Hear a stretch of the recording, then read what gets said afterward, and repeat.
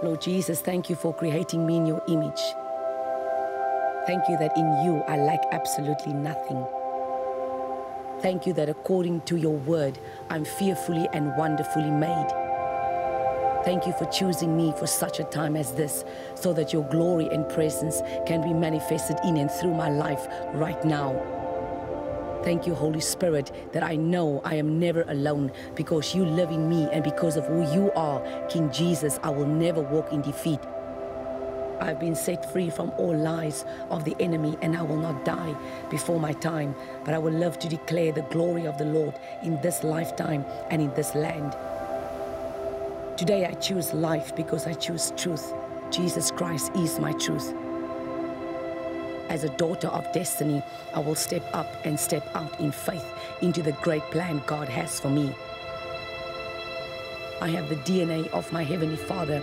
That is why everywhere I go, godly change is made through the power of the Holy Spirit and the living Word of God, which is on the inside of me. This gospel of Jesus Christ will be ministered through me as long as I have breath. It was for this purpose I was born. I declare my life is purposeful. My dreams are God's desire for my life, and my hope is charged with faith. As a daughter of promise, I will run my race with endurance. I will cry on my knees. I will battle through in prayer, and I will rise up in victory on my feet. Because Jesus Christ is the lifter of my head. Amen.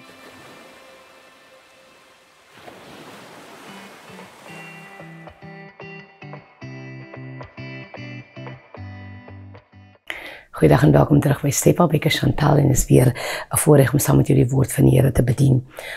Ons is in die boek van Rut vir die laaste 5 maande. Ons gaan nou weer, vandag ons is al oor die helfte van die maand, wat beteken ons is al amper klaar binne die helfte van die jaar.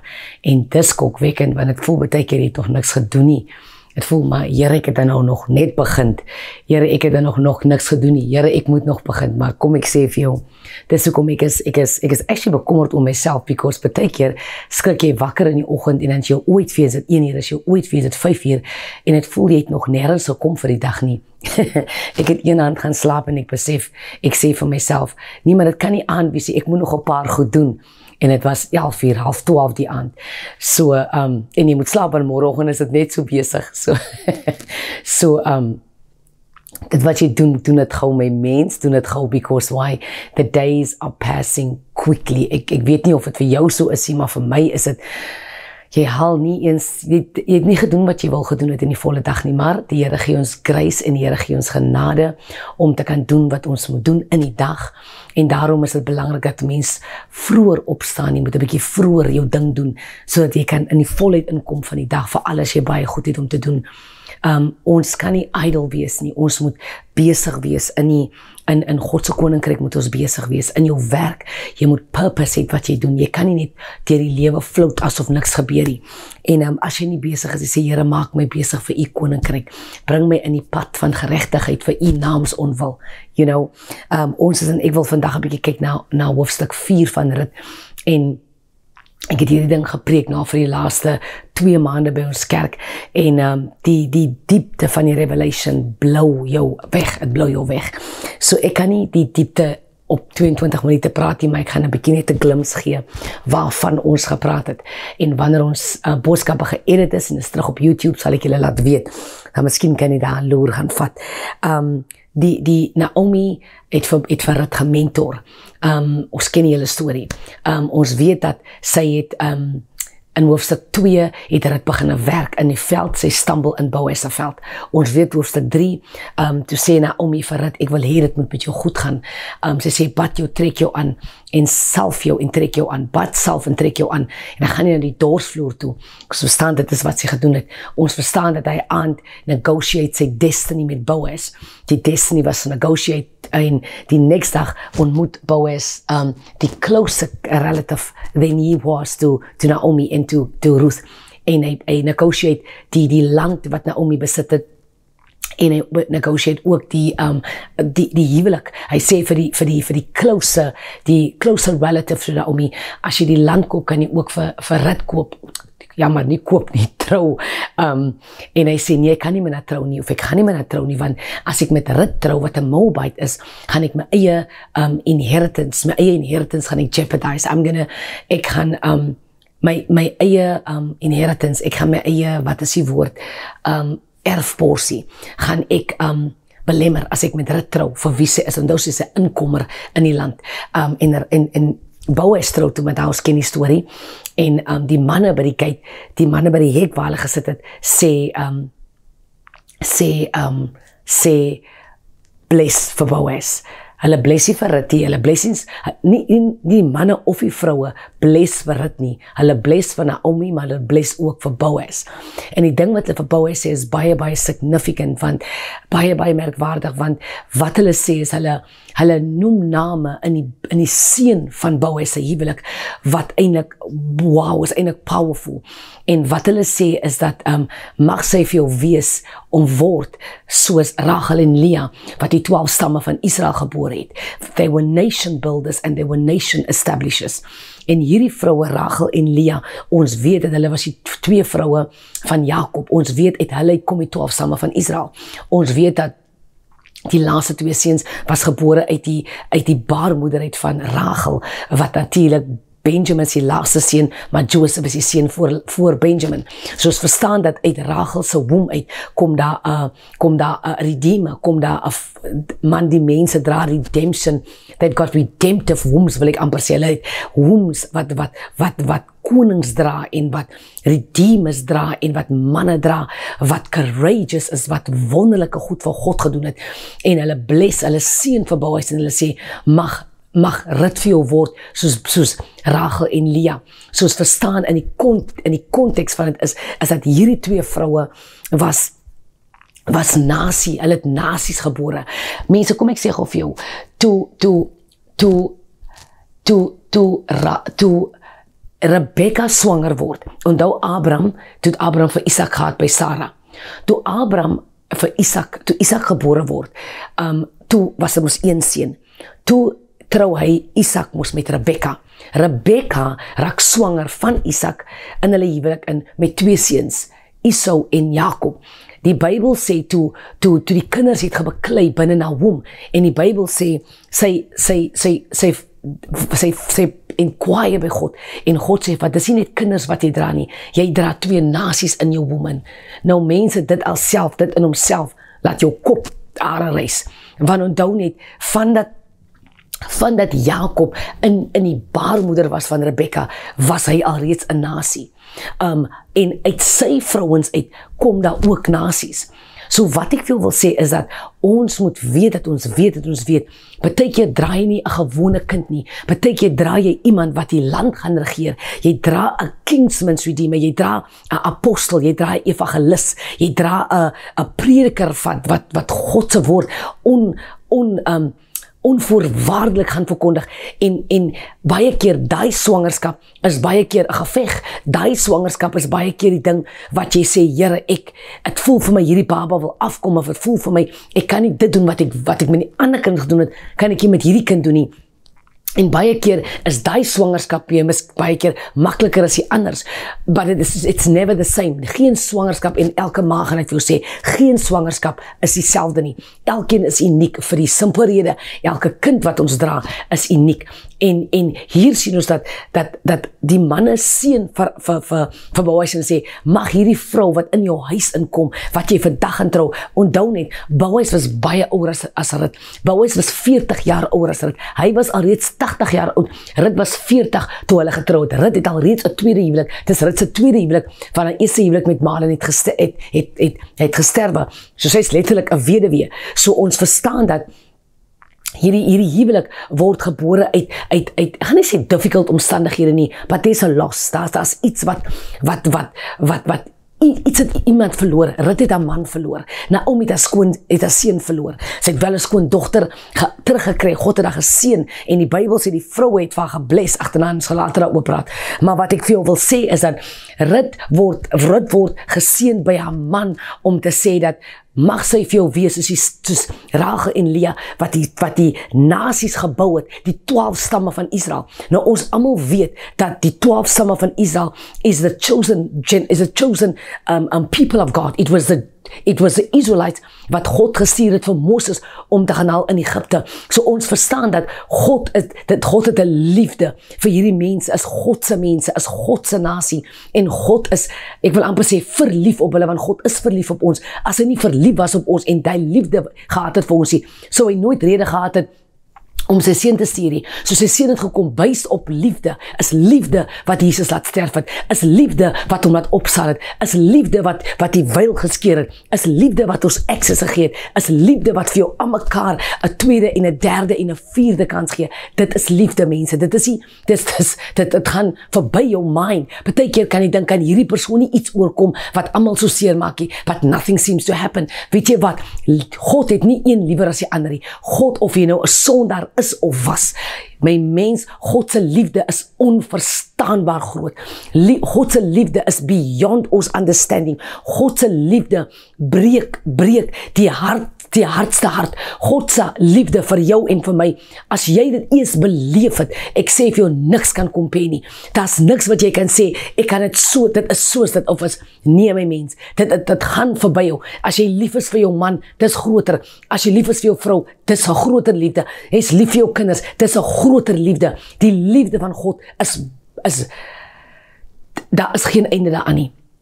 En ek en jy moet vandag by die besef kom en by die understanding kom dat die liefde van die Here is het gaan mense verstand te bowe. En dis hoekom God gaan nie net 'n mens afskrywe omdat jy vandag 'n fout begaan het nie. God, depending op, ons kan nie fout in die Heilige Gees maak, we can't grieve the Holy Spirit, want dis 'n ding wat ons gaan nie vergewe word nie. But the rest of it, if you made a mistake and you are truly repentant before God, God is faithful to forgive us of our sin. Dis wat die Bybel vir ons sê. So ons kyk na hierdie vrou, hierdie manne wat hierdie vrou raag, wat vir haar bless, vir Rut bless, in die huwelik van Boas, en hulle letterlik, hulle bestou 'n grace on her. Hulle sê dat hierdie, ek wil amper sê, hulle kyk na haar en hulle sê, mag sy wees soos, which means, hulle sien al klaar, hierdie vrou, vir wie die man is, mag hierdie vrou dit aan wat alreeds, ek wil amper sê, 'n hoeksteen is in die boek van die lewe, in die generasies wat ons uitkom, mag sy dit establish vir jou. Dis eintlik wat hulle vir hom sê, en is exactly wat sy word. Sy word die grootjies van Jesus. Sy word exactly wat hulle sê. Sy word 'n nasiebouer. Sy word 'n vrou wat God gesien het, wat God opgelig het. Onthou, Naomi represented Israel. Ruth represented the Gentiles, which was us. Boaz represented Christ. He was a kinsman's redeemer. So ons verstaan dat Naomi point vir Rut, die Gentile, in die direksie van Jesus. Sy trou met Boaz, which means sy kom in die bloedlyn in van Jesus. She gets legitimized into the bloodline of Jesus. So ons verstaan dat hierdie ding strek beyond Rut, is ver voor Rut. Want ons was Rut, ons was 'n volk wat nie in kon gekom het as Jesus nie vir ons gesterf het nie. Ons sou ons sou geen hoop, daar sou nie 'n toekoms vir ons gewees het as Jesus nie vir ons gesterf het nie. Dit is as gevolg van Jesus dat ons ook kan ingaan en kan voor die Vader gaan staan. Is as gevolg van Jesus dat hy oopgemaak het dat 'n priester nie meer hoef vir jou en vir my namens ons te gaan vergifnis vra vir sonde nie, soos wat Aaron gedoen het en sy seuns as hoëpriesters in die tabernakel. Toe die Jesus sterwe, die Bybel sê toe skeer die veil, wat beteken hy gee ons almal access, en nou sê in die woord in die Nuwe Testament, en hy noem ons almal hoëpriesters. Hy is die hoëpriester, maar ons word almal genoem 'n royal priesthood, a holy nation, set apart for Christ. Wat hy sê is, ek het vir julle ingebring sodat julle ook nou priesters kan wees, want Christus is ons hoëpriester. Is dit nie amazing nie? So Rut word deel van hierdie amazing journey van Christus se storie. Dis 'n klaar storie, maar dit moet uitgeloop word deur die manne en die vroue wat significant is in die bloedlyn van Jesus. En die ander ding is van die bloedlyn is dat, onthou net, Tamar die eerste vrou, Sarah se eerste vrou, en dan kom Tamar in die bloedlyn, ek praat nou spesifiek van die bloedlyn van Jesus. Rebekka is daar, Rachel is daar, Lea is daar, Rebekka is daar. Rut is daar, Naomi is daar, dis mense in die bloedlyn van Jesus. Want weet jy wat, as ons 'n bietjie dieper ingaan in hoofstuk 4, dan gaan jy sien die significance van hoe die kind gebore is. Ons verstaan in ons lewe dat niks wat gebeur, en dit is wat die Here my gewys het in hierdie hoofstuk 4. God gaan nie name in 'n hoofstuk sit wat niks beteken nie. God gaan nie iets sê in 'n hoofstuk in wat hy nie, daar is nie spesifieke rede nie, want nie een vers in die Bybel is geskrywe net sommer net omdat dit geskrywe moet word nie. Nee, die Bybel sê that holy men of God was inspired by the Holy Spirit, and they were writing the word of God under the leading of the Holy Ghost. Bearing in mind dat in die Ou Testament was die Heilige Gees nog nie uitgestort soos wat dit was in Handelinge hoofstuk 2 nie, maar tog was die Heilige Gees teenwoordig, want die manne was geïnspireer deur die invulling van die Heilige Gees. Daarom het hulle geskrywe oor die koms van Jesus. Die hele boek van Rut praat oor die koms van Jesus. Die hele boek van Rut is 4 hoofstukke. Praat oor, as jy kyk Rebekka en Isak se troue, het praat van die koms van Jesus. As jy kyk van Isak wat geoffer was, wat die offer was, wat God gesê het vir Abraham, offer jou seun, dit is het point na Jesus. Mense, daar's niks in die Bybel wat ek en jy kan sê, ag, hy word nietig verklaar nie. Nee my mens, elke ding in die Bybel het spesifieke rede. Ek en jy moet dit vind. Ek en jy moet ek wil amper sê agter die kap van die bil kom. Ek en jy moet kom by die diepte van God se woord en dit wat hy vir ons sê. Die Here se woord is nie sommer net geskrywe nie, my mens.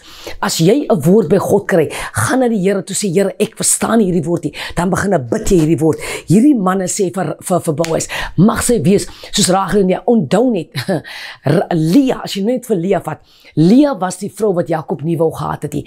Lea is die oudste suster van Rachel. Rachel was die een wat Jakob regtig voor lief was. Die Bybel sê, and Jacob loved Rachel. Wat beteken vir my, he settled for Leah, because remember, sy skoonpa Laban het hom getriek, basically, hy het gewerk om met Rachel te trou. So die dag van die troue, toe gee Laban vir hom vir Leah eerste. Hy het weer gewerk en het die next dag, as jy dit verstaan, het hy getrou met Rachel. Hy het weer vir 7 jaar gewerk. Maar hier is die punt. So basically, vir Leah, he settled. He had to settle, because by die tyd toe die ding bykom, toe sy klaar getroud met Leah. Rachel aan die ander, hy was verliefd tot die dood toe vir hierdie vrou. Hy het 'n liefde waar gehad, wat hy homself seker nie kon verstaan het, because the Bible says, and Jacob loved Rachel, that's what the Bible says. Maar Leah sy was nie so mooi soos Rachel was nie. Sy het swak oë gehad. Sy was nie die vrou wat Jakob wil getrou het nie, but he tolerated her. He settled for her. You know what I mean? Hy was sommer daar getroud. Hulle het nie geskei nie. Hulle was ook getroud tot die dood toe, maar het nie liefde gehad vir Lea nie. En dit sê vir my al klaar dat daar's goed in 'n mens se lewe, dat in Jesus se bloedlyn is alles. So wat daar's vrouens, en dit klink nou baie sad, maar dit is die waarheid. Daar's vrouens in huwelike. Die man het jou gevat vir die tweede prys. Jy was nie die eerste prys nie. En dit is so, dit is so. Jy kry vrouens wat het met mans gedoen het. En jy kan eerder lewe, saam met dit lewe, of jy kan net 'n keuse wat jy wil maak in die toekoms in. Maar hier is die deal, daar's niks wat jy deurgaan, wat God nie van bewus is nie. Hierdie storieetjie van 'n vrou wat gesettel voor is in die Bybel, as a matter of fact, is in die bloedlyn van Jesus. En is asof Rachel, is asof Rut kom en Rut, hierdie goed word aan Rut, ek wil amper sê, is op haar skouers, en sy dra, wil amper sê, die vloek, wat op Leah was, dat she was just there because she was forced into a marriage by her father, because haar pa was seker bang sy gaan nooit trou nie, en sy was die oudste dogter, of die ouer dogter van Rachel. So haar pa het sy eie storieetjie gehad, en die is ook 'n storie vir 'n ander dag, because he treated her just like Jacob was. Jacob was also the one who tricked his brother into his birthright. So die hele ding is amper soos 'n bloedlyn vloek wat ook aangaan. So wat gebeur het is, hier's Rachel en Leah.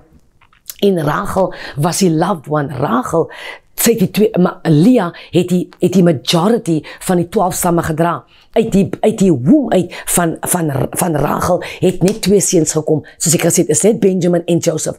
Onthou net hulle diensmeisies was ook swanger van Jakob en dit het die 12 stamme gemaak. Dit beteken nie al die 12 stamme het uit Rachel Leah uitgekom nie. Die diensmeisies het ook kinders gebaar. Gaan nou daarin, is nie nou tyd vir dit nie.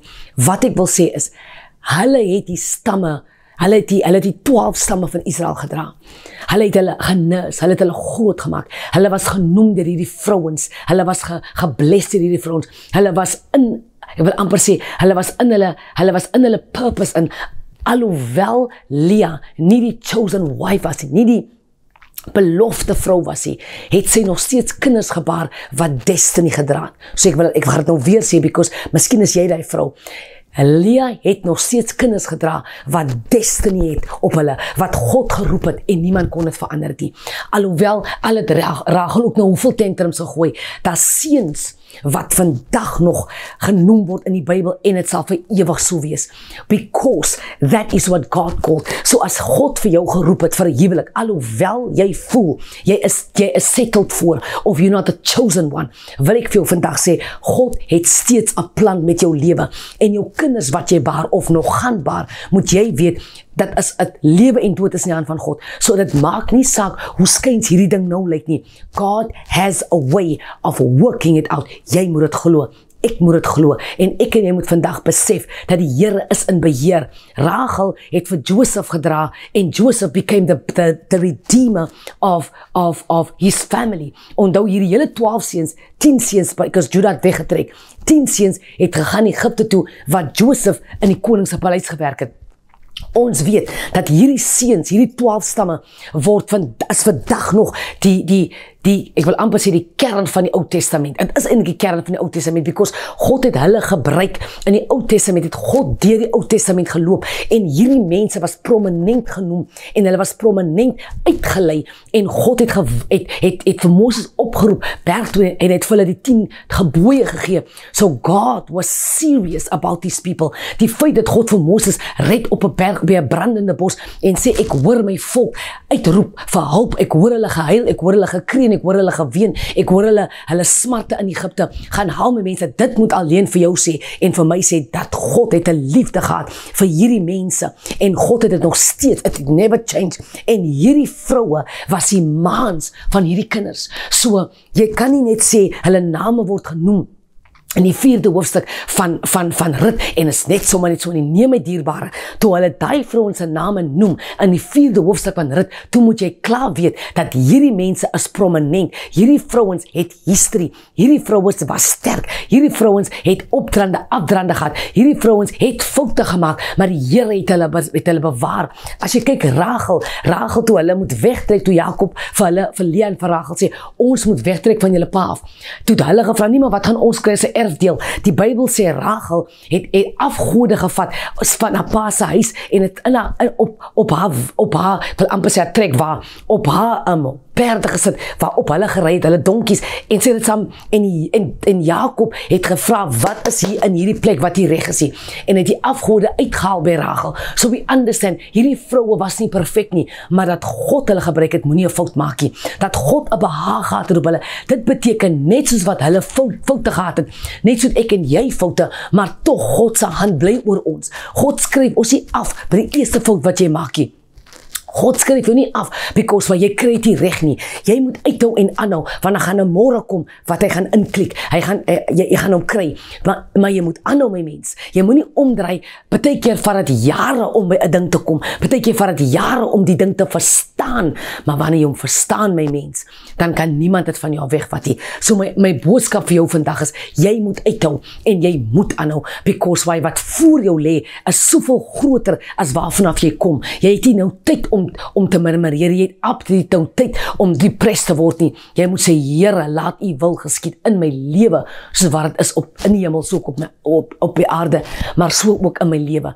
Ek en jy moet sê, Here, ek wil die krag hê van die Rachel en Leahs. Ek wil nasies establish. Ek wil geherken word en ek wil remember word. Ek wil onthou word as 'n vrou wat 'n nasie gebou het, as 'n vrou wat wat insig gehad het in 'n generation wat God aanbid het. Jy kan nie net dinge laat gebeur nie. Jy moet na God toe gaan en goed in die atmosfeer change. Mag die Here jou vandag seën. Mag jy en ek kom in die volle waarde wat God ons ingeroep het. Mag jy nie jouself second guess because wat mense sê nie, maar dat jy kom in dit wat God vir jou beloof het. Mag die